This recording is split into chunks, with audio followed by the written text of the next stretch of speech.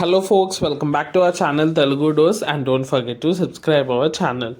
ఈరోజు ఈ వీడియోలో మనం విద్యా దీవెన పథకం నుంచి వచ్చే లబ్ధిదారులకి ఒక గుడ్ న్యూస్ అయితే ప్రకటించడం జరిగింది. అదేంటో ఇన్ డీటెయిల్గా ఈ వీడియోలో కవర్ చేయబోతున్నాను.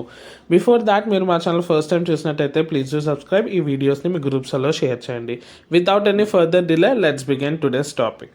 సో మనము స్క్రీన్ మీద చూసినట్టయితే అకౌంట్లోకి డబ్బులు, ప్రభుత్వం కీలక నిర్ణయం.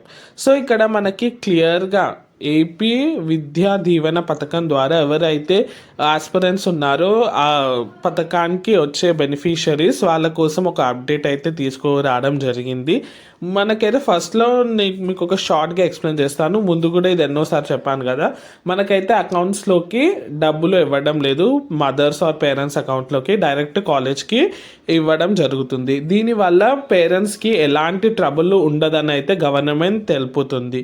నెక్స్ట్ థింగ్, ఇక్కడ మీరు ఈ లైన్ చూసినట్టయితే మనకి ఎస్టీ ఎస్సీ వాళ్ళకి 60% మనకి సెంట్రల్ నుంచి రావడం కాబట్టి వాళ్ళది పక్కన పెట్టి వేరే వాళ్ళందరికీ అటెండెన్స్ బట్టి మీకైతే అమౌంట్ అయితే ఇవ్వడం జరుగుతుంది అని తెలిపారు. ఎస్, క్లియర్గా వినండి, అటెండెన్స్ మ్యాండేటరీ చేశారు గవర్నమెంట్ నుంచి. సో అటెండెన్స్ వల్లనే మీకైతే మనీ ఇవ్వడం జరుగుతుంది, అది కూడా డైరెక్ట్ కాలేజ్ వాళ్ళకి.